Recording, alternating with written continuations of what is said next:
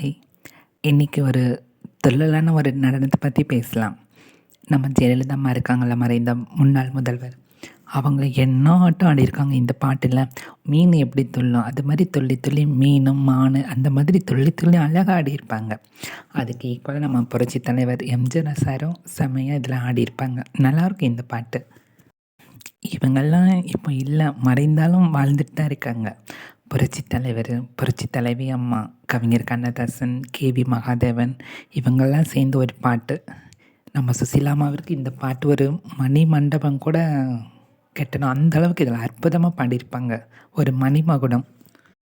இந்த மேதைகள்லாம் மண்ணை விட்டு பிரிந்தாலும் நம்மளை விட்டு இன்னும் பிரியாமல் தான் இருக்காங்க. ஒரு அருமையான பாடல். என்ன பாடல்னு பார்க்குறீங்களா?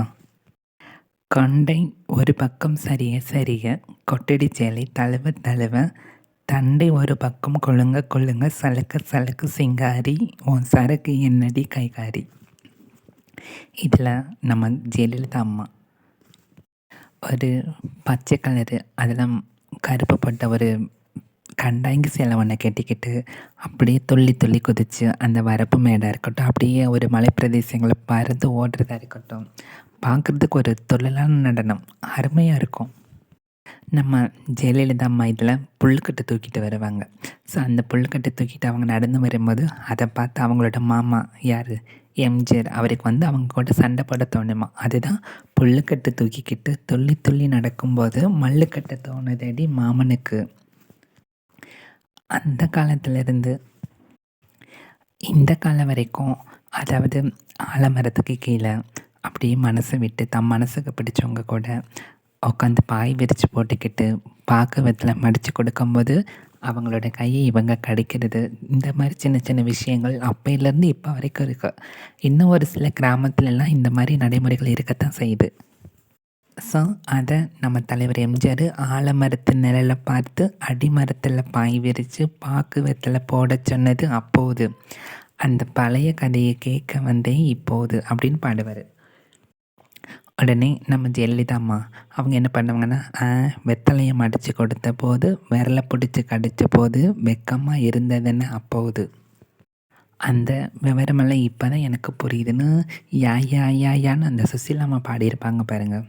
ரொம்ப அற்புதமாக இருக்கும் இந்த பாட்டில். நம்ம அப்புறம் நீர் வந்து சலசலன்னு ஆற்றுல ஓடிட்டுருக்கோம்.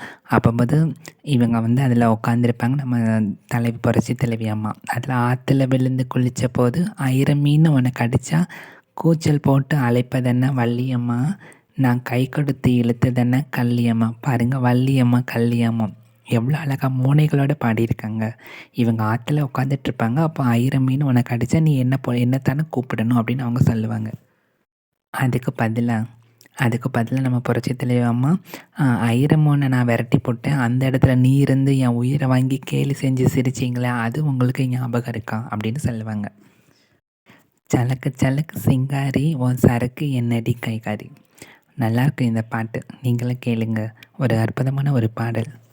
இது என்ன படம்னு வச்சுன்னா என்னன்னு அந்த படம் தான் இந்த படத்தோடது. பாடினது நம்ம சவுந்தரராஜனும் சுசீலா அம்மாவும். அழகாக இதில் அவங்களோட வாய்ஸ் நல்லாயிருக்கும். கேவி மகாதேவன், நம்ம எம்எஸ் விஸ்வநாதன் இசையமைச்சது நல்லாயிருக்கும். இந்த பாட்டு கேட்டு உங்களுக்கு என்ன தோணுதோ சொல்லுங்கள். பாய்.